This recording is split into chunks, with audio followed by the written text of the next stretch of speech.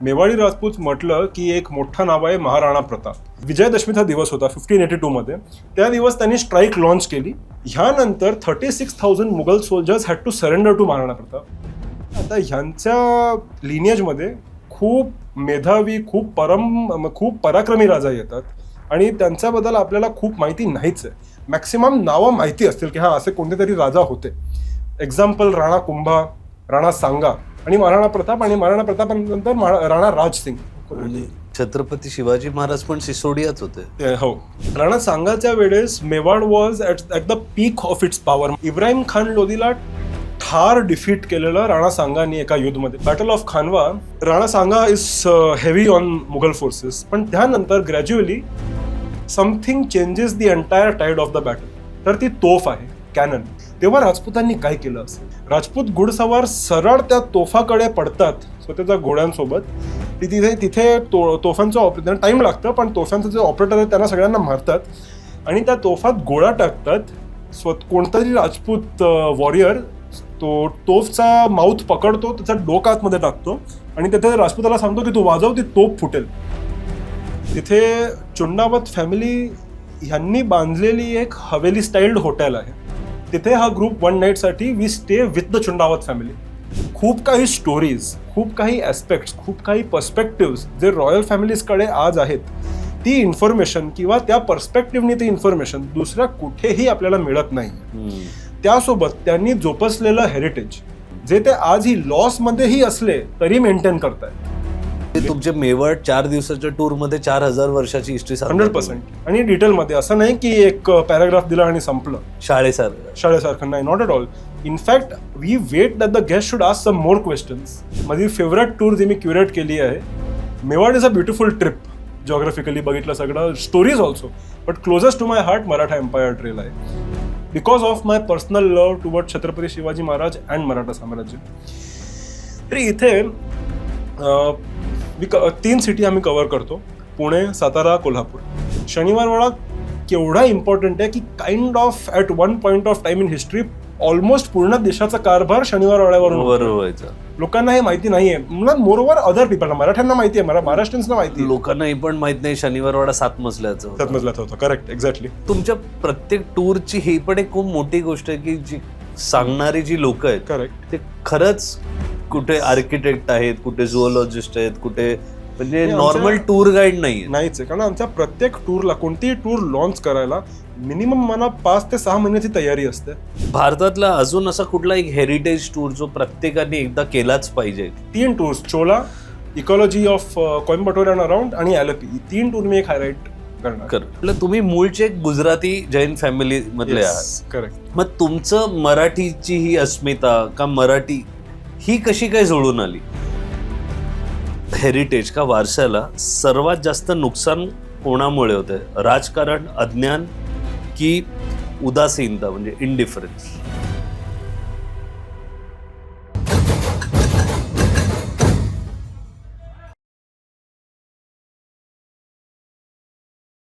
So Mewar tour जी आहे तुमची, त्याच्यात थोडक्यात सांगा की काय ती टूर आहे. कारण तुम्ही बोलता बोलता थोडं रॉयल फॅमिली इंटरॅक्शन आणि काही गोष्टी आम्हाला सांगितल्या. तर पहिला प्रश्न, मेवार की मेवाड? तर जेव्हा लिहितोय इंग्लिशमध्ये तेव्हा मेवार आर आहे, but the pronunciation originally Mewad आहे. म्हणजे आपल्यासाठी Mewad. Mewad empire trail. First of all, Mewad काय आहे?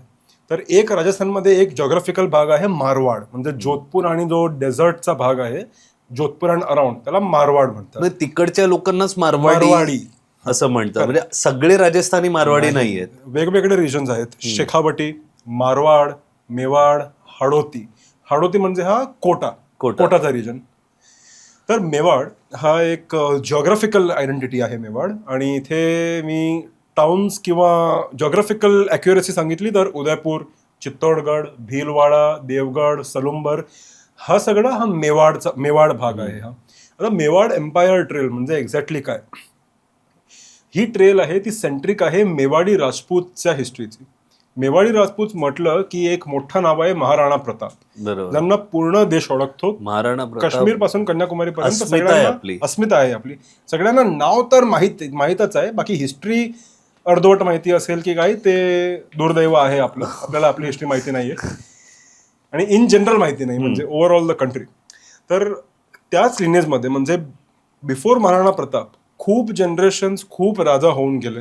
इनफॅक्ट आपण बॉलिवूड रेफरन्सेस घेतले, म्हणजे नसते घ्यायचे हिस्ट्रीमध्ये बट घेतले तरी, तर जे पद्मावत रावल रतन सिंग शाहिद कपूरला दाखवलंय, it is a Mewadi king, ते मेवाडी राजा आहेत. आणि तो जो कालखंड दाखवलाय अलाउद्दीन खिलजीचा आणि Rawal Ratan Singh, that is 1303 AD, 1300. त्याचा जवळपास 600 इयर्स आधीपासून मेवाडची हिस्ट्री चालत आली आहे. मेवाड हा जो आहे ते गुजरातमध्ये वल्लभी म्हणून एक एरिया आहे गुजरातमध्ये. तिथनं हा परिवार मेवाडच्या जॉग्राफिकल लोकेशनमध्ये शिफ्ट झालेला. म्हणजे गोहा आदित्य नावाचा एक राजा किंवा सरदार किंवा काहीतरी, नॉट एक्झॅक्टली राजा बट एक नोबल वॉरियर फॅमिली शिफ्ट झाली वल्लभीवरून मेवाडला. नागदा म्हणून एक एरिया आहे, नॉर्थ ऑफ उदयपूरला हा एरिया येतो, तिथे तो ही फॅमिली शिफ्ट झाली.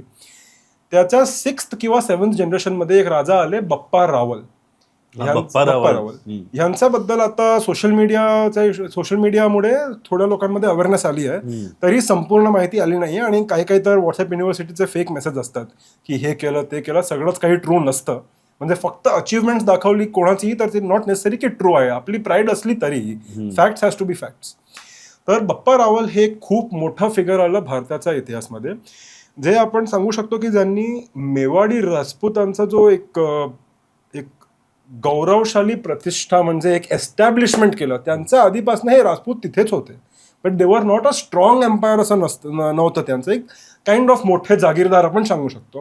बट बप्पा रावलच्या वेळेस तो जो राजाचा जो एक स्ट्रेंथ आहे ती आली मेवाडला.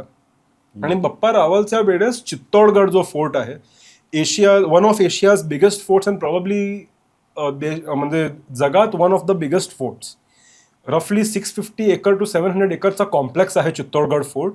त्या एका चित्तोडगड फोर्टमध्ये अनेक पॅलेसेस, अनेक टेम्पल्स, अनेक वॉटर रिझर्वॉयर्स आहेत. तिथे 2 ते 3 विलेजेस आहे, अजून एक फुल कम्युनिटी राहते तिथे.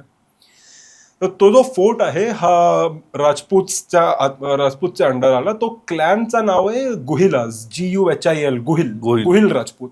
गुहिलाज हा इंग्लिश आला, गुहिलाज. जो हा गुहिल क्लॅन आहे तर बप्पा रावल पासून रावल रतन सिंग जो अलाउद्दीन खिलजीचा प्रकरण होता तेव्हापर्यंत हा गुहिल क्लॅन आहे. त्यानंतर अलाउद्दीन खिलजीच्या हल्ल्यात तो पूर्ण क्लॅनच वाईप आउट झाला चित्तोडगडमध्ये.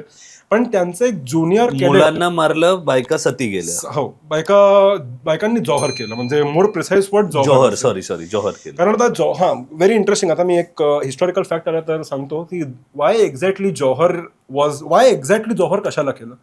म्हणजे ऑफकोर्स क्वाईट सेन्सिबल की जो इन्व्हेडर येतोय त्याची वृत्तीच आहे की सेक्स स्लेव्ह आणि विकतात सगळंच. But if you want to kill yourself, स्वतःला मारायचं आहे तर जहर खाऊन मारता येतं स्वतःला ना, यू कॅन डाय. तसंही म्हणू शकता ना तुम्ही. आगमध्ये जाणं म्हणजे to jump in fire along with such heavy clothing, एवढं भारी कपडं, राजस्थानी कपडं आणि कसं असतं अटायर आणि ज्वेलरी, म्हणजे सोनं वगैरे खाल्लेलं असतं, त्या सकट जम्प करणं. You can imagine the heat. एवढा त्रास कशाला, जेव्हा आपल्याकडे जहरचा ऑप्शन, पॉयझनचा ऑप्शन आहे. जे इन्व्हेडर्स आहेत, many of them, not every one but many of them, famous होते for necrophilia, raping dead bodies. तर आपला म्हणजे मृत शरीर ही त्या विकृत मानसिकतेच्या माणसाकडे गेला नाही पाहिजे. त्या कारणामुळे आपण जौहर करू. पण जौहर पण इकडे येईपर्यंत सती हे ब्रिटिशांनीच त्याला ट्विस्ट केलंय, ते मी जस्टिफाय नाही करत. मी जौहरचं रिझन, जौहरच आपल्या इकडे ह्याच कारणासाठी व्हायचं, कारण जेव्हा ती सल्तनत वगैरे पण आणि ह्या साईडला आले त्याच कारणासाठी ना. ते तर नंतर त्याला ट्विस्ट केलं गेलं की ही हिंदू परंपरा आहे. काय सती की काय? सती ती कधीच नव्हती. आणि जर कोणाला वाटत असेल तर एकदम चुकीची माहिती आहे, क्लिअर करतो. 100% खरं बोलतोय. तेव्हाचा गोदी मीडिया होता, तेव्हा खूप गोदी मीडिया होता. आणि गोदी मीडिया हा 1947 पासून पण खूप चालत आला. 2014 नंतर नवीन टॅग देतात गोदी मीडिया. सो जौहर. तर तो फिमेल क्लॅन पूर्ण जौहरमध्ये वाईपआउट झालं आणि हे युद्धमध्ये वाईपआउट झाले सगळे जे 1303 मध्ये अलाउद्दीन खिलजीचं. त्यानंतर जी ज्युनियर ब्रदर किंवा ज्युनियर कडेट ब्रांच आहे गुहिलची, जे सिसोदिया आहेत. सिसोदा नावाचा एक गाव आहे साऊथ ऑफ उदयपूर, रफली 1 hour 1.5 hour अवे. तिथे राहायचे सिसोदिया हा फॅमिली, जी गुहिलची ब्रांच होती, ज्युनियर ब्रांच होती.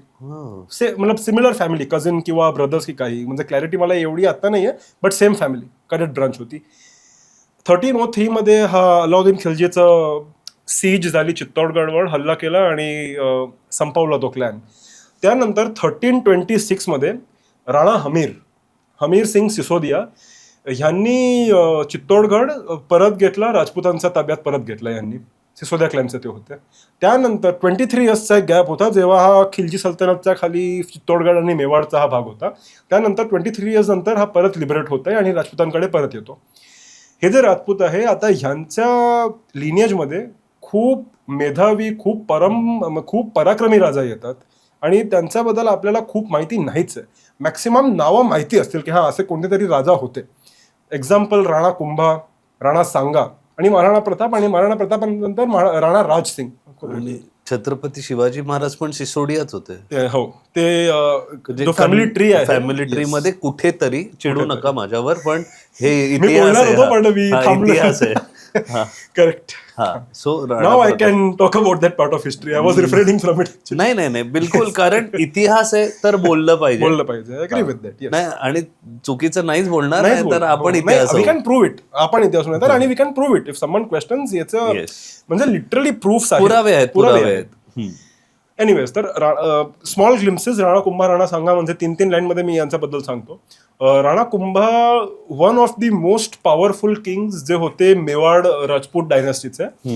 यांच्या काळात नागौरची सल्तनत, मांडू म्हणजे मध्य प्रदेशची सल्तनत, गुजरातची सल्तनत, ही सगळी मेवाड समोर यांना घुटणे टेकावे लागले या सुलतानांना सगळ्यांना. ही इतिहासात कोणी कुठेही आपल्याला वाचता येत नाही, ॲटलिस्ट इन स्कूल किंवा आताही रेअरली कुठे सोशल मीडियावर पण दिसतंय.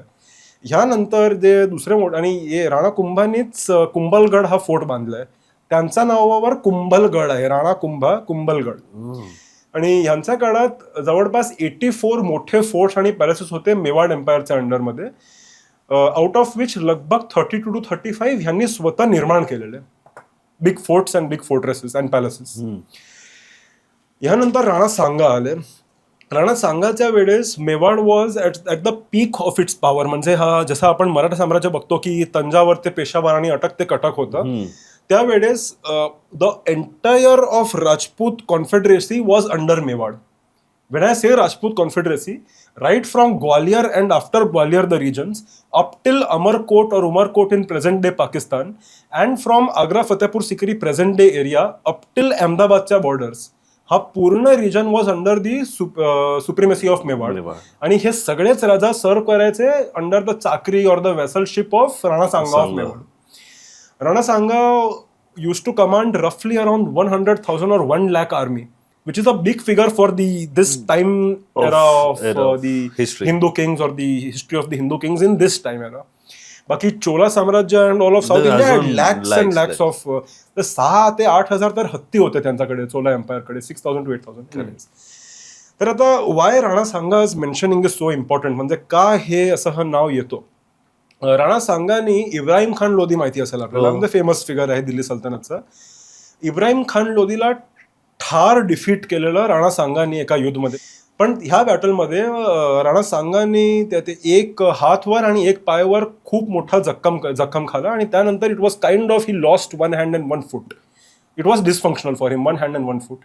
आणि before that when he was a prince असताना त्यांचा एक डोळा पण स्वतःच्याच भावनी त्यांचा एक डोळा हल्ला करून मारला होता, कारण गद्दी त्यांना मिळत होती राणा सांगाला, आणि हा मोठ्या भावाला सहन झाला नाही, तर त्या हल्ल्यात त्यांचा एक डोळा गेला. जेव्हा बाबर इन्व्हेड करतो इंडियाला, the founder of the Mughal empire भारतात, तेव्हा Ibrahim Khan Lodhi was the first competent, पण तोही इन्व्हेडर होता. पण the first big indigenous king जो होता was Rana Sanga to directly fight with Babur म्हणजे मुघल्स बरोबर. तेव्हा राणा सांगाचे 2 युद्ध होतात, एक बॅटल ऑफ बयाना, एक battle of Khanwa. Battle of Bayana Rajput along with the entire Rajput confederacy. When I say Rajput confederacy, Tomars of Gwalior, Jaipur Rajputs, Jodhpur Rajputs, everyone was in that army. सगळेच होते. आणि battle of बयाना ती easily राजपुतांनी हा जिंकला होता. Battle of बयाना मुघलांच्या विरुद्ध. इथे अफगाणी ट्राईब्स आणि मुघल आर्मी दोन्ही होती अँड दे वर डिफिटेड बाय राणा सांगा व्हेरी स्मूथली, इझी विक्टरी होती त्यांच्यासाठी. ह्यानंतर इतिहासात असं most of the historians believe and as per me as well this is the true theory की or the true aspect of history की त्या राजपूत फोर्सेसनी खूप टाइम वेस्ट केलं. They didn't make their next step very fast. Rest जास्त केलं की they were kind of confuse, not confuse as such, confidence maybe over confident, high chances over confident or something, की त्यांनी फास्ट मुवमेंट्स केले नाहीत to further go towards Babur. And Babur was a brilliant strategist. कितीही आपण सांगू की तो खराब होता आणि होताच, म्हणजे मॅसेकर, जिनोसाइड सगळंच केलंय, पण he was a brilliant strategist, no doubt about that. कारण त्यावेळेस राणा सांगाची army was at least 5 times or 4 times of Babur. Battle of Khanwa इथे बाबर आणि राणा सांगाचे फोर्सेस आमने सामने आहेत तिथे. बट बाबर बॅटल फील्डवर नाही आहे. Babur is 4 miles behind the battle field, monitoring the battle. And the typical Rajput style of fighting, king is in the forefront or at least in the centre. आणि इथे इनिशियली बॅटल ऑफ खानवा इथे खूप मोठं व्हेरी इंटरेस्टिंग बॅटल स्ट्रॅटेजी आहे बाबरच्या साईडची, आणि कशी Rajput forces का defeat झाली हा सगळं मी इथे सांगणार नाही, तुम्हाला टूरवर यावं लागेल. पण एनिवेज इथे आपण बघतो की initial phase of the battle Rana Sanga is heavy on Mughal forces. पण त्यानंतर gradually something changes the entire tide of the battle. Some new warfare technology ही भारतात येते. फर्स्ट टाइम एक नवीन warfare technology, I am mentioning technology, not war strategy itself, technology नवीन भारतात बाबर घेऊन आलाय. तो ती काय आहे, त्याचे उपयोग काय आहेत, how it change the entire course of battle. तर ती तोफ आहे cannon, gunpowder cannons. Babur first time हा भारतात आणतो 1526 मध्ये. त्याच्या आधी भारतात कुठलाही कॅनन्स नव्हते. चोला, यादवा, कुठलाही कॅनन्स नव्हते. कधीच कॅनन हा बनलाय बहुतेक सिरिया, तुर्कमेनिस्तान, तुर्की या भागात ह्याचं निर्माण झालंय. Gun powder is from China. Gun पावडरचं ओरिजिन चायना आहे. सिल्क रूटच्या निमित्ताने तो पोचलाय या भागात, तुर्की वगैरे. हो, but the cannon has been forged in that area, उझबेकिस्तानचा Syria somewhere, but in that area. Babur हा फर्स्ट कॅरियर आहे प्रॉपर गन पावडर तोफचा भारतात. आणि राजपूत ही टेक्नॉलॉजी आधी भारतातच नव्हती. म्हणजे आपल्याला माहितीच नाही की तोफ दिसते कशी, वाजते कशी, काय हा एवढा मोठा आवाज कुठून येतोय, कुठे इथे गोला येऊन फाटतंय, आणि हा it is kind of magic. आज कोणी एलियन इन्व्हेजन झालं आणि एलियनने काहीतरी नवीनच असं टेक्नॉलॉजी म्हणजे वॉरफेअरमध्ये टाकली, आपल्याला समजणारच नाही काय. तसंच राजपुतांसोबत तिथे झालं. They were firstly utterly confused की how something is coming flying आणि फुटतंय, and people are literally in 10-15 लोक एकसाथ जात आहेत, एकत्र जात आहेत तिथे, म्हणजे उडतायत.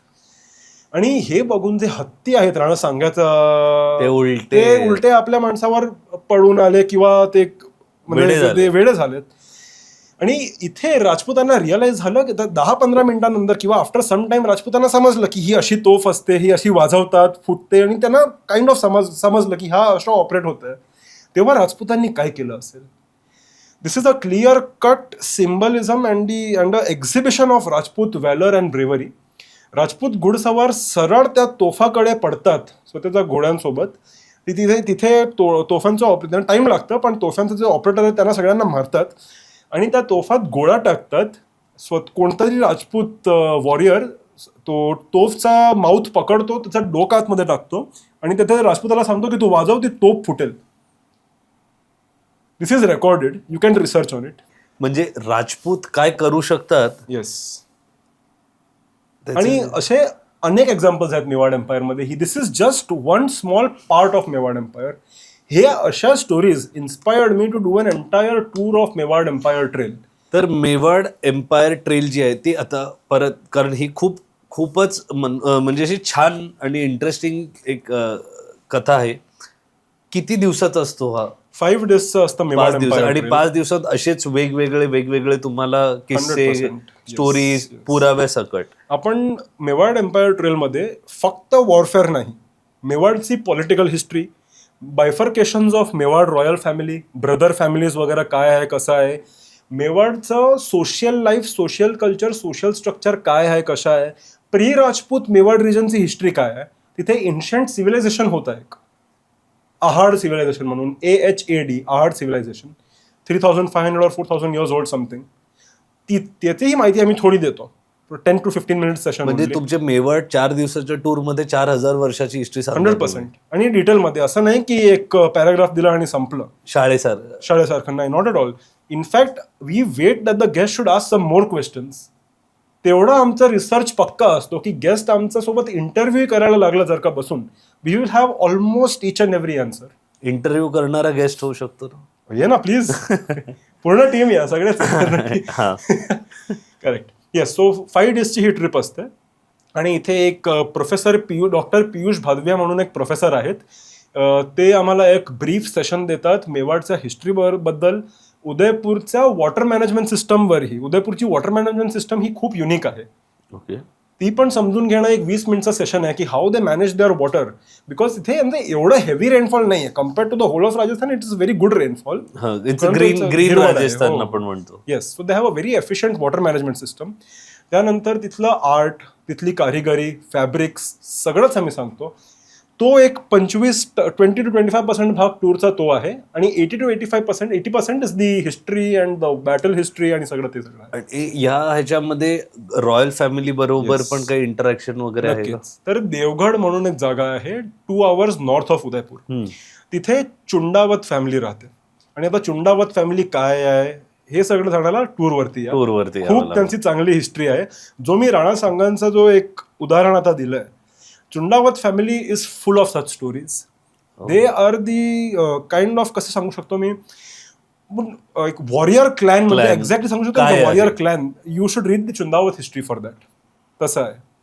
आणि चुंडावतांचे बरेच ठिकाणे आहेत मेवाडमध्ये. त्यांचं वन ऑफ द प्रॉमिनंट ठिकाणच देवगड आहे. त्यामुळे तिथे देवगडला 1 night स्टे करतो. तिथे चुंडावत फॅमिली ह्यांनी बांधलेली एक हवेली स्टाईल्ड हॉटेल आहे. Okay. It's a boutique hotel आहे, 5 star बुटीक हॉटेल आहे. तिथे हा ग्रुप 1 night साठी we stay with the Chundawat family, जी एक्झॅक्ट लिनियज चुंडावतांची आहे. त्यांच्यासोबत आम्ही राहतो. म्हणजे titular Thakur Shatrunjay Chundawat Singh and his family ते आम्हाला होस्ट करतात. ते त्यांचे बेटर हाफ आणि त्यांचे 2 मुलं ते आम्हाला होस्ट करतात. आणि त्यांच्याच सोबत आम्ही तिथे एक बॅटलफील्ड आहे महाराणा प्रतापांचं, हल्दीघाटी नाही, दुसरं बॅटलफील्ड, नाव मी रिव्हील करणार नाही. ते रॉयल फॅमिली सोबत आम्ही त्या बॅटलफील्डला जातो. ही रॉयल फॅमिलीची जी पूर्वज आहेत ते त्या बॅटलमध्ये सहभागी होते आणि फोरफ्रंटवर होते. डायरेक्टली त्यांच्याकडून आम्ही तो पूर्ण बॅटलचं एक स्टोरी ऐकून घेतोय. ज्या बॅटलमध्ये Maharana Pratap was decisively victorious and he liberated a major part of Mewar from Akbar. No one talks about it in the history. हल्दीघाटीत आपल्याला सांगतात की असं हे हल्दीघाटी कमबॅक होता. नाही, Haldighati was the first battle. Haldighati 1576 आहे. पण जे हरले मतलब हरलेच केलं, पण नंतर सेकंड बॅटल पण हल्दीघाटीलाच होतं ना. नाही, it was a different place. म्हणजे करू त्यानंतर ना मल्टिपल प्लेसेसला बॅटल झाल्या. म्हणजे काय, ते एक विजयादशमीचा दिवस होता 1582 मध्ये. त्या दिवस त्यांनी स्ट्राईक लॉन्च केली फ्रॉम 1 मेजर प्लेस, जो देवगड पासून क्लोज आहे थोडं. त्यानंतर मल्टिपल प्लेसवर छोटे छोटे वॉर म्हणजे स्कर्मिश होत आहेत. वॉर नाही, स्कर्मिश आणि फाईट होत आहेत. Dewair was a major one, ते एक बॅटलफील्ड आहे. ह्यानंतर 36,000 Mughal soldiers had to surrender to Maharana Pratap. आणि ह्यात महाराणा प्रतापांनी आणि त्यांचा मुलगा कुंवर अमरसिंग ह्यांनी दाखवलेला जो शौर्य आहे ती गाथा ऐकून घेण्यासारखी आहे. ती पण टूरमध्ये. तर अशा अनेक अनेक अनेक खूप छान अशा कथा आहेत. एक पर्यटक म्हणून जेव्हा आपण जातो फिरायला, तेव्हा आज ह्यांच्या ज्या ट्रेलमध्ये तुम्हाला लक्झरी प्रॉपर्टीमध्ये राहायला मिळतं, अशा वेगवेगळ्या लोकांना, आणि सर्वात उत्कृष्ट म्हणजे का रॉयल फॅमिली बरोबर राहायला मिळतंय आणि त्यांच्याकडून त्यांची कथा ऐकायला मिळते. हा एक एक्सपिरियन्स आहे, तो तुम्हाला, मला नाही वाटत दुसरीकडे कुठेच मिळेल. तर please connect with heritage tours. आणि एक स्मॉल क्लॅरिफिकेशन, जेव्हा आपण सांगतो की आपण रॉयल फॅमिली सोबत राहतोय, म्हणजे असं फक्त अभिमानाची गोष्ट नाही, अरे राजा सोबत राहिलंय, तसं नाही आहे. Lot of I mean just trying to म्हणजे ऑडियन्सला एक समजायला की वाय रॉयल फॅमिली सोबत राहणं हा एवढा इम्पॉर्टंट पार्ट काय आहे टूरचं. रॉयल फॅमिली सोबत राहणं हे असं नाही की फक्त सिम्बल ऑफ प्राईड की अरे रॉयल के साथ राहावे, तसं नाही. खूप काही स्टोरीज, खूप काही ऍस्पेक्ट्स, खूप काही पर्स्पेक्टिव्ह जे रॉयल फॅमिलीजकडे आज आहेत, ती इन्फॉर्मेशन किंवा त्या पर्स्पेक्टिव्हनी ती इन्फॉर्मेशन दुसऱ्या कुठेही आपल्याला मिळत नाही. त्यासोबत त्यांनी जोपासलेलं हेरिटेज, त्यांनी काळजी घेऊन ठेवलेले 200, 300, 400 वर्ष जुने देऊळ आणि महल जे ते आजही लॉस मध्येही असले तरी मेंटेन करतायत. And many more elements. आणि राजपूत स्टाईल फूड जे आपण फक्त राजस्थानी जेवण सांगतो की दाल बाटी झाली, लाल मास आहे, अजून 3-4 प्रकार आहेत, त्यांच्याकडे जाऊन आपल्याला ऍक्च्युअली समजतं की काय व्हेरायटी आहे राजस्थानी फूडची किंवा मेवाडी फूडची. अच्छा, ते सगळं तुम्हाला या टूर मध्ये एक्सपिरियन्स करायला म्हणजे आपल्या प्रत्येक टूरमध्ये मराठा एम्पायर ट्रेल असेल, गोवा असेल, तुम्हाला तिकडची लोकल डिश, म्हणजे गोव्यात तर कसं आहे, Portuguese dish, local Goan dish, Goan Konkani cuisine, Goan rural cuisine, दोन्ही थोडं वेगळं आहे. हेही एक्सपिरियन्स करायला मिळतं. And same for Mewar. आता आपण येऊया, कारण आपल्याकडे वेळेचं थोडं बंधन असल्यामुळे मराठा ट्रेल जी आहे, ज्याच्यात मला वाटतं अनेक महाराष्ट्राचे जे परिवार आहेत ज्यांनी आपल्या मुलांना, परिवाराला घेऊन जायला पाहिजे, कारण आपल्या शालेय इतिहासात नाही तेवढं सांगितलं जात 100%. आणि सिनेमामध्ये तर एकदमच उलट काहीतरी सांगितलं जातं. तर त्यासाठी खरं काय आहे आणि आपल्याला माहिती मिळण्यासाठी मराठा टूर काय? करेक्ट. तर मराठा एम्पायर ट्रेल, ज्याला आम्ही नाव दिलंय लायन ऑफ द डेक्कन. म्हणजे जेव्हा आपण पोस्टर बाहेर काढतो तेव्हा नाव असतं लायन ऑफ द डेक्कन. आणि मेवाडसाठी आहे व्हॅलर ऑफ मेवाड, शौर्य of Mewar. So lion of the Deccan किंवा Maratha empire trail, I would say the most closest to my heart, किंवा माझी फेवरेट टूर जी मी क्युरेट केली आहे. Mewar is a beautiful trip, geographically बघितलं सगळं, stories also, but closest to my heart Maratha empire trail आहे, because of my personal love toward Chhatrapati Shivaji Maharaj and Maratha साम्राज्य. तर इथे 3 सिटी आम्ही कव्हर करतो, पुणे, सातारा, कोल्हापूर. Starting with Pune. सातारा एक डे स्टॉप आहे आणि कोल्हापूर हा लास्ट आहे. म्हणजे 2 नाईट्स आम्ही इथे, ही पण 5 डेज ट्रिप आहे. 2 नाईट्स पुणे, 2 नाईट्स कोल्हापूर. पुण्यात आम्ही व्हिजिट करतो शनिवारवाडा, त्यानंतर लाल महल. बट लाल महल जो ओरिजिनल होता तो नाही, रिवॅम्प्ड केलेला स्ट्रक्चर आहे. पण आपण लाल महलचा कथा सांगतो, शनिवारवाड्याच्या बाजूलाच लागूनच समोरच जो मागची वॉल आहे एंट्रन्स गणपती मंदिराच्या समोर. येस. पण लाल महलचा इतिहास वगैरे आम्ही सांगतो की काय छत्रपती शिवाजी महाराजांचं बालपण तिथे गेलंय आणि ते शाहिस्ता खानाचं प्रकरण, तो सगळं आम्ही सांगतो. पण व्हिजिट आम्ही लाल महल करत नाही, शनिवारवाड्यावरून बघतो फक्त ते दिवाळीवर तिथे, कारण तो हेरिटेज स्ट्रक्चर नाहीच आहे ना, तो नवीन बनवलेला. आता शनिवारवाड्याला आम्ही जातो, तिथेही एक एक्सपर्ट गाईड आमच्या सोबत असतो जो स्वतः टुरिझम इंडस्ट्रीमध्ये काम करतोय आणि त्यांनी 100+ आर्टिकल्स लिहिले आहे for different Marathi channels, Marathi newspapers etcetera, on history, iconography, Maratha history and zoology and geography as well. त्याचा बेस झुओलॉजी अँड जॉग्राफी आहे, हिस्ट्री आणि आयकॉनोग्राफीमध्ये तो नंतर आला. अच्छा. तर तो एक्सपर्ट आहे आमचा. आणि शनिवारवाड्याचं म्हणजे कोणी स्थापना केली, लोकेशन, शनिवारवाड्याची ती लोकेशन आहे ती का आहे, शनिवारवाडा केवढा इम्पॉर्टंट आहे की kind of at one point of time in history almost पूर्ण देशाचा कारभार शनिवारवाड्यावरून व्हायचा. लोकांना हे माहिती नाहीये, मोरओव्हर अदर पीपलना, मराठ्यांना माहिती आहे, महाराष्ट्रीयन्सना माहिती आहे, लोकांना हे पण माहित नाही शनिवारवाडा 7 मजल्याचा होता. Correct, exactly. ते सगळं आम्ही टूरमध्ये हायलाईट करतो की कोणता स्ट्रक्चर 7 मजली होता, कोणता 4 मजली होता, कुठे लायब्ररी होती, कुठे म्हणजे तो ऍडमिनिस्ट्रेशन डिपार्टमेंट होता, तिथे बही खत वगैरे सगळे ठेवायचे. देन एक चीनी महल म्हणून एक छोटा सेक्शन आहे शनिवारवाड्यामध्ये. म्हणजे आपण आपलं नवीन घर बनवतो तिथे आपण कोणताही मस्त एक शेल्फ किंवा ग्लास कबर्ड ठेवतो, तिथे आपण आतमध्ये चांगल्या पोर्सलेनचा थाळी ठेवतो, काहीतरी असं चांगलं ठेवतो. तर ते जेव्हा पेशवाई म्हणजे पेशवा बाजीरावच्या काळामध्ये जेव्हा ते एकदम पॅन इंडिया समृद्ध होते एकदम, त्यावेळेस त्यांनी डिफरंट जागीरदारांपासून किंवा डिफरंट राजांकडून गिफ्ट आलेली, भेट आलेली जी गोष्टी आहेत, पोर्सलेनच्या किंवा मटके आहेत की काय, from outside the country, mainly from Macau आणि चायना, ती तिथे काइंड ऑफ एक्झिबिट करून, स्वतःच्या घरात आपण एक्झिबिट करून ठेवतो तसं एक्झिबिट करून ठेवलंय चीनी महल.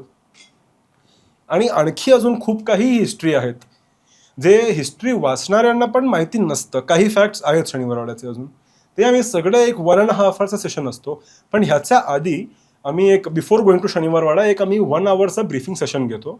म्हणजे सगळ्यांना ही जॉग्रफी काय आहे, कशी आहे पुणे सातारा कोल्हापूरची, ते आम्ही जॉग्रफी एक्सप्लेन करतो. त्यानंतर आपण पुणे सातारा कोल्हापूर कशाला फॉलो करतोय ते त्यांना सांगतो. आणि एक मराठा एम्पायरची छत्रपती शिवाजी महाराजांचा 2 जनरेशन आधीपासून ते end of the Maratha empire पर्यंत एक पॉलिटिकल हिस्ट्रीचं एक रफ त्यांना रन थ्रू देतो. म्हणजे काय, ते आधी शनिवारवाड्याला जातात. Shaniwarwada was not the first thing in the Maratha empire. म्हणजे they at least have an entire clarity की टाइमलाईन काय आहे एम्पायरची. त्यानंतर ते काय एक्सप्लोर करून त्यांना लिहून ठेवलं की यार हे 1730 1720 त्यांना समजणार. याच्यासाठी काही डॉक्युमेंट का पुस्तक वगैरे पण त्यांना आम्ही एक बुकलेट देतो त्यांना. अच्छा. प्रत्येक जी मॉन्युमेंट व्हिजिट करतोय त्याचा एक 1 paragraph क्रिस्प डिस्क्रिप्शन असतो. डिटेल हिस्ट्री आम्ही सांगतो किंवा प्रेझेंट करतो, पण एक जिस्ट त्यांच्याकडे ऑलरेडी असते. आणि right opposite to the gist एक कोरा पेज असतो for notes. Every tour has the same system. Mewar, Goa, Maratha, whatever, Chola empire सगळे ते सिस्टम आहेत. हां, तर शनिवारवाडा, त्या आफ्टर शनिवारवाडा आम्ही जातो महाडजी शिंदे छत्रीला. पुण्यात महाडजी शिंदे छत्री आहे. खूप सुंदर अँग्लो राजपूत आर्किटेक्चर स्टाईल आहे त्याचं. तिथे आम्ही मराठा कॉन्फेडरसीची हिस्ट्री पण सांगतो. ग्वालियर, इंदौर, देवास, बरोडा, तंजोर जी कॉन्फेडरसी होती, जी ती फॅमिलीज होती, त्या फॅमिलीजचं ओरिजिन काय, पेशवांनी त्यांना अपॉइंट केलं की कसं आहे, ते कसे एम्पायरचे इम्पॉर्टंट पार्ट झाले, त्याचं एक आम्ही डिटेल्ड ब्रीफ देतो. तो 45 minutes to 1 hour आम्ही तिथे असतो. त्यानंतर आम्ही राहतो म्हणजे पुण्याचा आउटस्कर्ट्सला राहतो, टुवर्ड्स सातारा, म्हणजे ट्रॅफिक वगैरे अवॉइड करायला बेसिकली. आणि ही डे 1 झालं. डे 2 आम्ही सिंहगड व्हिजिट करतो सकाळी. अर्ली मॉर्निंग सनराईजच्या वेळेस आम्ही सिंहगडला असतो. सिंहगडला ते सिंहगडचे जे गडकरी आहेत, गडकरी म्हणजे ते जे त्या गडवर जे गडकरी आहेत ते गडकरी नाहीत आपले, ते सिंहगडचे ते गडकरी आहेत, त्यांचा बंगला आहे आणि ते फॅमिली अजून तिथेच राहते. ती प्रशांत चव्हाण, विलास चव्हाण त्यांचं नाव आहे, चांगले मित्र आहेत माझे. त्यांच्या बंगल्यावर आम्ही गेस्टला घेऊन जातो. तिथे नाश्ता असतो म्हणजे ओपन एअरमध्ये. आणि तिथे आम्ही सेशन स्टार्ट करतो, जो एक्सपर्ट सेशन स्टार्ट करतो की एखादा फोर्ट सह्याद्री माउंटन्स सारख्या जॉग्रफीमध्ये कसं आपण डिसाईड करतो की कोणत्या माउंटनवरती फोर्ट बनणार आणि कोणत्यावरती नाही बनणार. इथे जिओलॉजिकल ऍस्पेक्ट पण असतात की is the mountain and the rock strong enough की इथे आपण मोठा स्ट्रक्चर बांधू. अँड सेकंडरी इज लॉजिस्टिक्स आणि security and many more aspects. तो सेशन असतो. ह्यानंतर आपण वॉक थ्रू सुरू करतो पूर्ण फोर्टचा आणि तानाजी मालुसरे यांची पुरी हिस्ट्री. आणि आता कोंढाणा जो फोर्ट आहे, सेज कौंडिन्यावरून त्याचं नाव आलं. तर ती हिस्ट्री आम्ही थोडी टच करतो, 10-15 मिनिटं pre Maratha history. Majority is Tanaji Malusare and that entire story of battle of Sinhagad. त्यानंतर तिथून बाहेर येऊन आम्ही ते रांझे गाव आहे, तिथे रांझेकरांचा, तिथे पाटीलचा वाडा आहे रांझेकर गावला. खूप डिलॅपिडेटेड आहे आता, म्हणजे खूप डिस्ट्रॉयड अवस्थेमध्ये आहे. तो आम्ही एक वाडा व्हिजिट करतो. तिथून ब्रेक असतो लंचचा आणि then we go to Saswad same day evening. Saswad हा जो टाउन आहे किंवा गाव आहे, हा पेशवांसाठी खूप इम्पॉर्टंट आहे. म्हणजे पेशवा तिथे राहायचे आधी, त्यानंतर ते पुण्याला शिफ्ट झाले म्हणजे बाजीराव पेशवाच्या वेळेस. तर तिथेही 1-2 मंदिर आहेत, ते आम्ही व्हिजिट करतो, पेशवाकालीन मंदिर आहेत. आणि तिथे एक वाडा आहे, पुरंदरे सरदारांचा वाडा आहे, पुरंदरे फॅमिलीचा वाडा आहे. प्रचंड खूप मोठा आणि खूप सुंदर वाडा आहे. म्हणजे असं एकदम एफिशियंटली असं मेंटेन नाही, बट इन गुड स्ट्रक्चर आहे. तसे compared to other heritage structures good structure आणि ग्रँड वाडा आहे. म्हणजे बाहेरून बघितलंच तुला महल वाटणार, वाडा नाही वाटणार, महलच वाटणार तुला, एवढा मोठा आहे. पुरंदरे महल सांगू शकतो, पण हा तो आम्ही व्हिजिट करतो. आणि हे सगळं with a conservation architect, heritage conservation architect, तो आमच्यासोबत येतो. तुमच्या प्रत्येक टूरची ही पण एक खूप मोठी गोष्ट आहे की जी सांगणारी जी लोक आहेत, करेक्ट, ते खरंच कुठे आर्किटेक्ट आहेत, कुठे झुओलॉजिस्ट आहेत, कुठे म्हणजे नॉर्मल टूर गाईड नाहीच आहे. कारण आमच्या प्रत्येक टूरला, कोणतीही टूर लॉन्च करायला मिनिमम मला 5 ते 6 महिन्याची तयारी असते. कोणताही डेस्टिनेशन असला आम्ही ॲटलिस्ट 3 times स्वतः व्हिजिट करतो every place, each and every corner, each and every place. आणि जो रस्ताही आहे, म्हणजे पुणे टू साताराचा रस्ता आहे, वॉशरूम ब्रेक कुठे, जेवण कुठे, काही अडकलं, काही हॉस्पिटल कुठे, क्लिनिक कुठे, सगळंच क्लिअर असतं. अँड टू दी एक्सटेंट की जो एक्सपर्ट येतोय त्याचे क्वालिफिकेशन्स काय आहेत, कुठे काम करतोय, म्हणजे बायस्ड अनबायस्ड पॉलिटिकल लिनिंग सगळंच बघायचं असतं आम्हाला. म्हणजे आम्ही सगळंच फिल्टर करतो ऍक्च्युली. तसं सातारा. तर हे आता डे 2 झालं पुण्यातच. आणि आमचा प्रत्येक टूरमध्ये एक सरप्राईज इव्हेंट पण असते. It can be a folk dance, it can be a traditional cultural dance, not only entertainment. It can also be जसं असं सगळंच रिव्हील करणार नाही, बट मेवाड आणि मराठा दोन्हीमध्ये आम्ही एक ड्रामा एनॅक्ट करतो आमच्या ग्रुपसाठी. हिस्टॉरिकल ड्रामा, नाटक, प्रॉपर नाटक विथ प्रोफेशनल आर्टिस्ट. असं नाही की कोणालाही आणलं आणि नाटक करतोय. Professional artist. जो स्टोरी असेल ती ड्रामाची, दॅट विल बी एक्झॅक्टली म्हणजे ती स्टोरी कोणत्या तरी राजाची किंवा त्या साम्राज्याची स्टोरी असेल, घडलंय तेच. आणि स्क्रिप्ट जे असते ती आम्ही क्रॉस चेक करून घेतो इंडोलॉजिस्ट कडून, की इथे फॅक्च्युअल मिसइन्फॉर्मेशन नाही ना स्क्रिप्टमध्ये. Till that extent we go, की एंटरटेनमेंटमध्ये पण आम्ही काही खोटं सांगणार नाही कोणाला.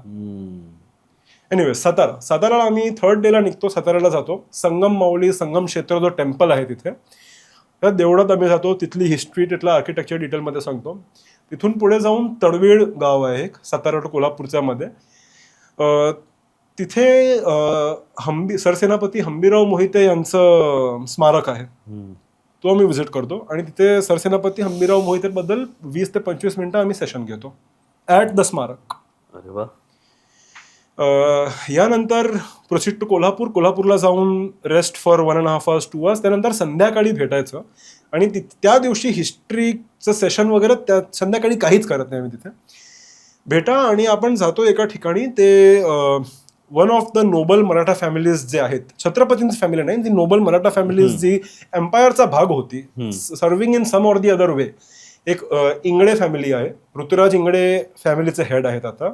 त्यांचाही एक खूप सुंदर एक छोटा घर, म्हणजे वाड्यासारखं छोटा घर आहे. म्हणजे मस्त एक वाडा आहे तिथे त्यांचं. आणि तेही they are very lovely hosts. ते पद्मा रेस्टॉरंट आहे कोल्हापूरला, तो त्यांचा आहे. माझा पुढचा प्रश्न होता, पांढरा तांबडा तुमच्या आयटनरी मध्ये आहे की नाही? अच्छा, पद्मा त्यांचं आहे. It Padma restaurant. म्हणजे आता त्यांचे ऍड्रेस मी रिव्हील करणार नाही, लोक पोचतील. ऍड्रेस रिव्हीलच करणार होतो, ते मी करणार नाही. तर पद्मा रेस्टॉरंट हा त्यांचा रेस्टॉरंट आहे. म्हणजे कम्प्लिटली मेड अँड पद्मामध्ये बसल्यावर वाटतं पण थोडं त्यांनी ठेवली. तर पद्मा गेस्ट हाऊस आहे, पद्मा रेस्टॉरंट आहे, त्यांचाच आहे तो. आणि ऑथेंटिक कोल्हापुरी जे थाळी म्हणतात, ब्युटिफुल ब्रिलियंट थाळी ते सर्व करतात. पद्मा वगैरे नाही, इंटरव्ह्यू मध्ये पद्माचं नाव नाही घेतलं पाहिजे. करेक्ट. नाही म्हणजे पब्लिकला अट्रॅक्शन आहे ना, पद्मा ऐकून तरी येतील. आणि त्या दिवशी आम्ही डिनर तर त्यांच्या वाड्यावर करतो, पद्माला करत नाही. त्यांच्या वाड्याला, त्यांच्या अंगणमध्ये त्यांनी बनवलेलं जेवण आम्ही सर्व करतो. A variety of 12 to 15 Kolhapuri dishes, veg non veg both. आता जास्त गेस्ट येतील थोडे, म्हणजे कन्फर्मेशन झाल्यावर. एनिवेज, तरी बिफोर द डिनर आम्ही एक शो ठेवतो, लाईव्ह शो, मर्दानी खेळचा, स्पोर्ट्समॅनशिप. म्हणजे मर्दानी खेळ आय थिंक खूप ऑडियन्सला माहिती असेल तरी मी सांगतो. ती शिवकालीन युद्ध कला आहे. Different types of swords, Bhale, sling swords आणि दुसरेही खूप काही वेपन्स आहेत, कटारी आहेत, ढाल आहेत. ह्यांचं डेमॉन्स्ट्रेशन असतं, या वेपन्सचं डेमॉन्स्ट्रेशन असतं. आणि डेमॉन्स्ट्रेशन म्हणजे दाखवत नाही, ते वॉरफेअर सारखं करून दाखवतात. ते 20-25 जणांचा ग्रुप असतं, इन्क्लुडिंग अराउंड 15 चिल्ड्रन, म्हणजे लहान मुलं असतात. हे सगळं कुठल्याच टूर मध्ये तुम्हाला नाही एक्सपिरियन्स करत? I can give a guarantee, ही अशी क्युरेटेड टूर ज्यात हे असे एक्सपिरियन्सेस आहेत, कोणीही करत नाही. तुम्ही कुठेही सर्च करून घ्या. खूपच छान. अच्छा, ही 5 दिवसाची आहे? ही 5 दिवसाची आहे. आणि ह्या सगळ्याची जी कॉस्ट आहे प्रत्येक टूरची, त्यासाठी तुम्हाला यांना फोन करून वेबसाईटवर जावं लागेल, कारण ते आम्ही या एपिसोड मध्ये रिव्हील करणार नाही.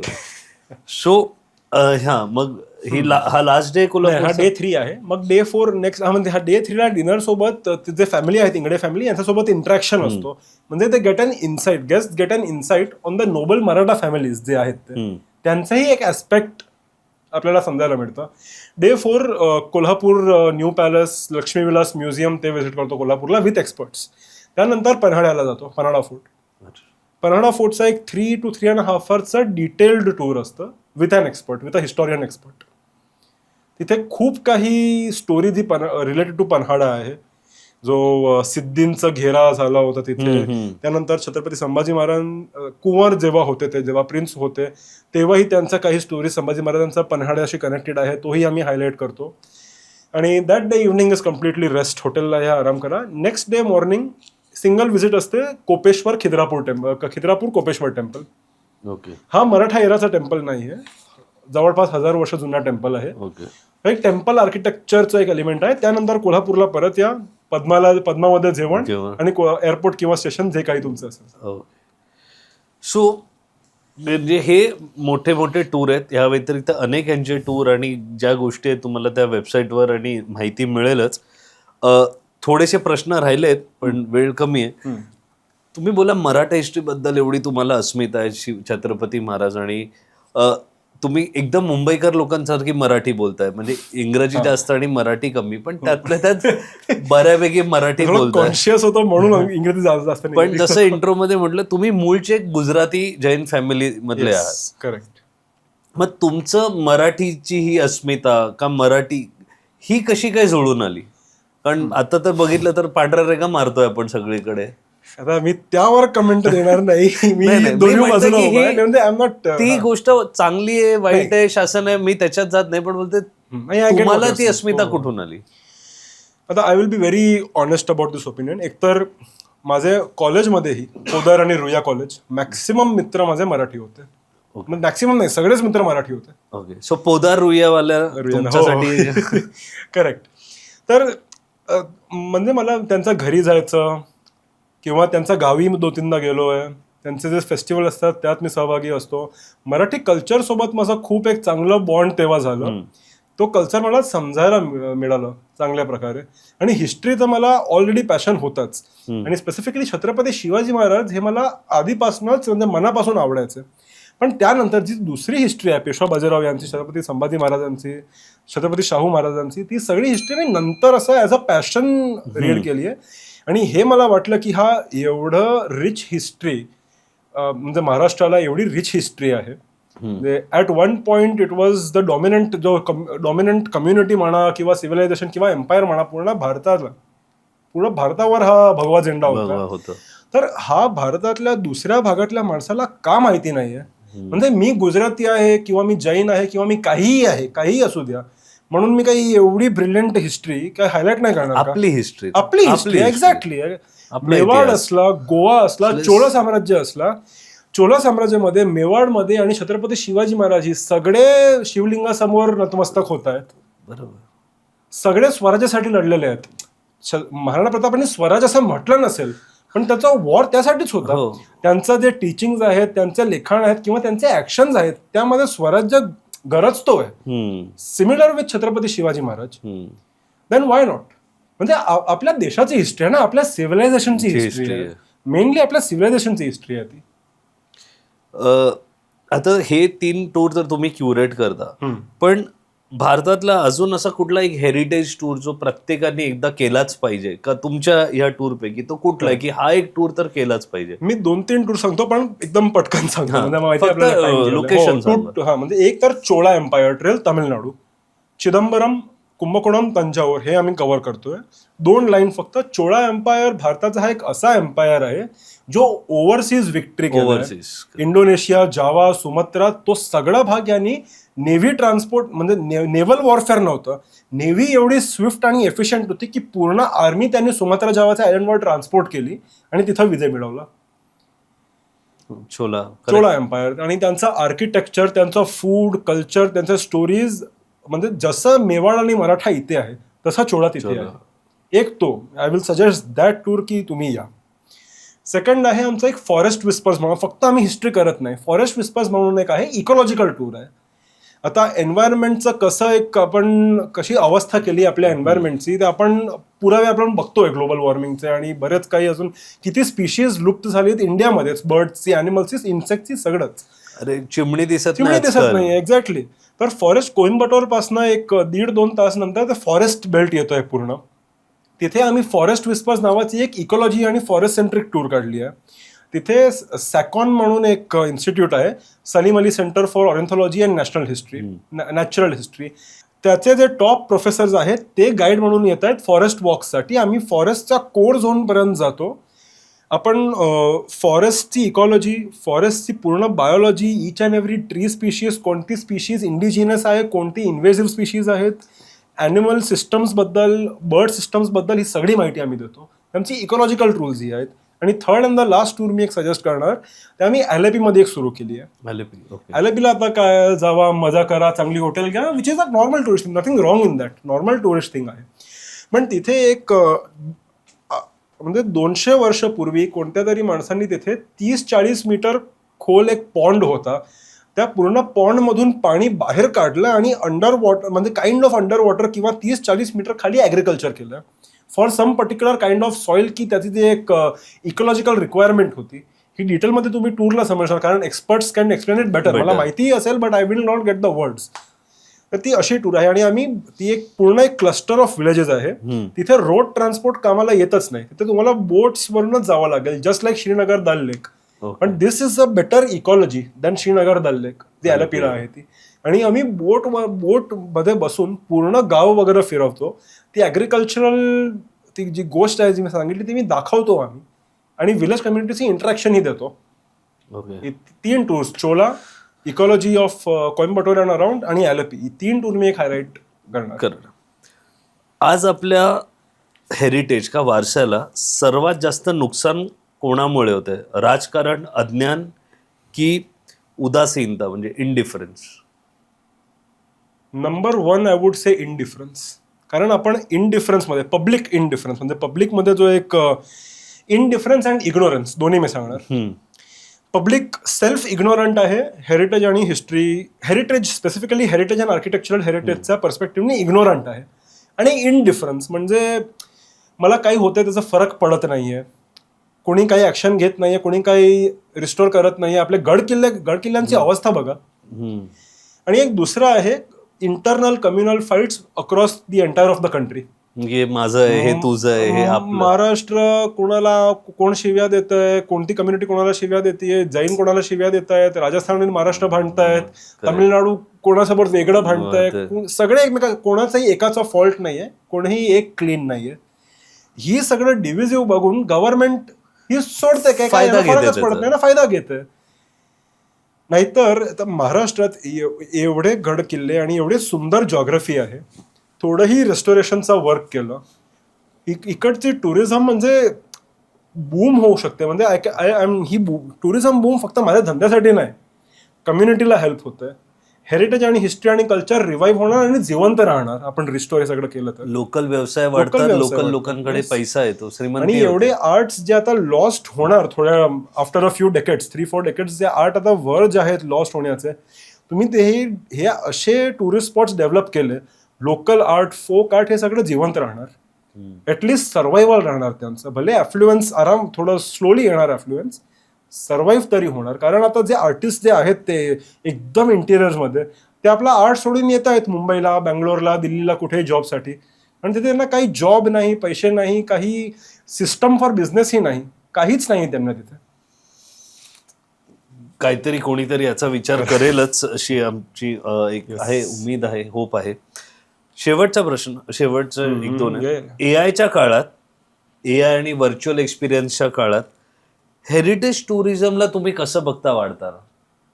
जसं फॉर एक्झाम्पल शनिवार वाडा आहे, आज आपल्याला तिकडे काहीच दिसत नाही, पण एक AI थ्रू तुम्हाला ते 7 मजल्याची इमारत दाखवता येईल. करेक्ट. तर तुम्ही कुठेतरी बघता की AI टुरिझमला, हेरिटेज टुरिझम स्पेशलीला चांगलं आहे, मदत करू शकेल, आणि काही प्रयत्न ह्या? आता जयपूरमध्ये, जयपूरच्या जवळ एक माझा प्रोजेक्ट चाललाय एका तिथल्या रॉयल फॅमिली बरोबर.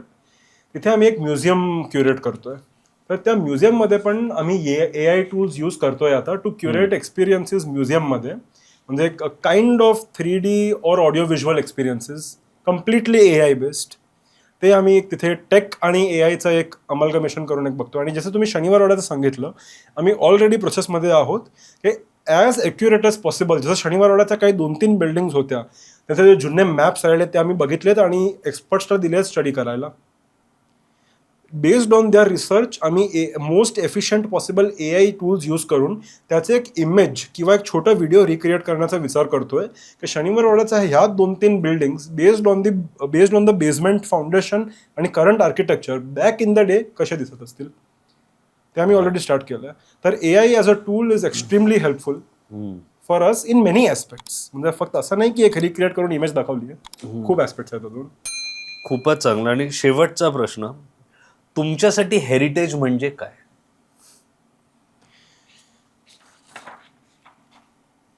हा तुम्हाला एक सेल्फ इंट्रोस्पेक्शन मध्ये टाकलंय.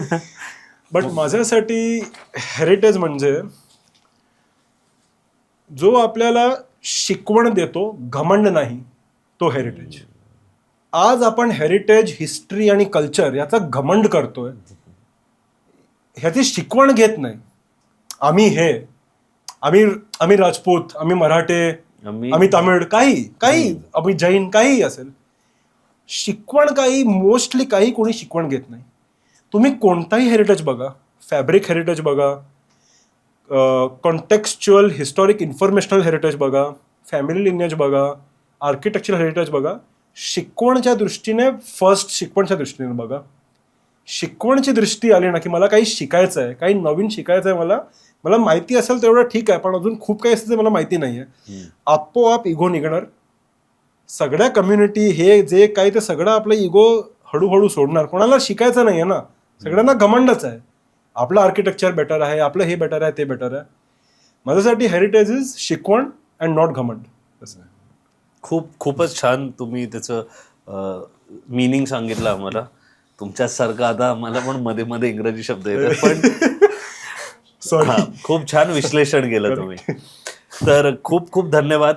आज तुम्ही इकडे आलात.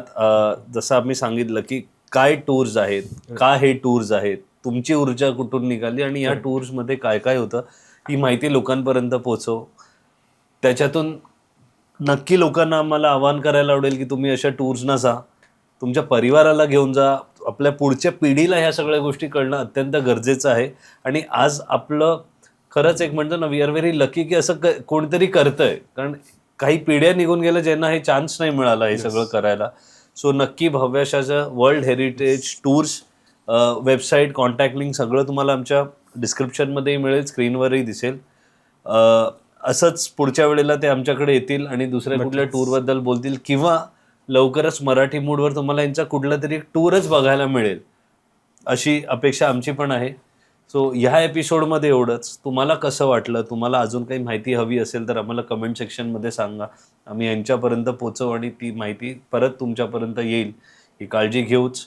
बाकी आमचे सगळे कार्यक्रम बघत राहा. तुम्हाला आमच्या व्ह्युअर्सना काही जर सांगायचं असेल, सबस्क्राईब बद्दल तर बोलाच. हो नक्कीच. आता आपण पूर्ण हा जो आपला संवाद आहे तो हेरिटेज टुरिझम किंवा हेरिटेज ट्रेल्सचा वर रिव्हॉल्विंग आहे. तर मी एवढं सांगणार की माझ्या टूरला तर नक्कीच या, तुम्हाला एक पूर्ण पॅकेज रेडी मिळतो आणि सुपर ऑथेंटिक मिळतं. पण तुम्ही कुठेही टूरला गेले किंवा फिरायला गेले ना, एक दिवस कमीत कमी डेडिकेट करा की तिथले लोकल कम्युनिटी, तिथले लोकल आर्टिस्ट्स, तिथले काही हिस्टोरियन्स, एक्सपर्ट्स, प्रोफेसर्स, खूप कठीण नाही यांना शोधणं, फार सोपं आहे यांना शोधणं ॲक्च्युली. किंवा तिथली काही हिस्टॉरिक साईट्स असेल, व्हिजिट करा. फायनान्शियल हेल्प ही त्यांना होईल आणि त्यांना एक मोटिवेशन ही येईल की आम्हाला बघायला किंवा आमचा एक्सपिरियन्स घ्यायला लोक येत आहेत. आपल्याला आपल्या कल्चरवर जर का प्राईड, गौरव, घमंड ही असला तरी त्याला आपल्याला अलाइव्ह ठेवायला पाहिजे. आता खूप काही धीरे धीरे फेड होत आहे. काही लिपी काही लिटरली काही स्क्रिप्ट फेड झाल्या आहेत, काही भाषा फेड झाल्या आहेत, खूप काही फेड झालं आहे. ते अलाइव्ह ठेवण्यासाठी ही आपली जबाबदारी आहे. ही फक्त गव्हर्नमेंटची जबाबदारी आहेच, आणि ते नाही करत असेल तर चुकीचंच आहे. कोणती गव्हर्नमेंट असू द्या, कोणती पार्टी असू द्या, प्रायमरीली हा कल्चर आणि सिव्हिलायझेशन आपलं आहे. जबाबदारी, जिम्मेदारी ही आपली आहे. तुम्ही 6 दिवस फिरतायत, फिरा. 2 दिवस आपल्या देशाला, आपल्या सिव्हिलायझेशनला, आपल्या हिस्ट्रीला आणि आपल्या माणसाला डेडिकेट करा. तेवढंच. खूपच छान, आणि हे अत्यंत गरजेचं आहे. तर या एपिसोडमध्ये एवढंच. लवकरच भेटूया पुढच्या भागात. जय हिंद, जय महाराष्ट्र.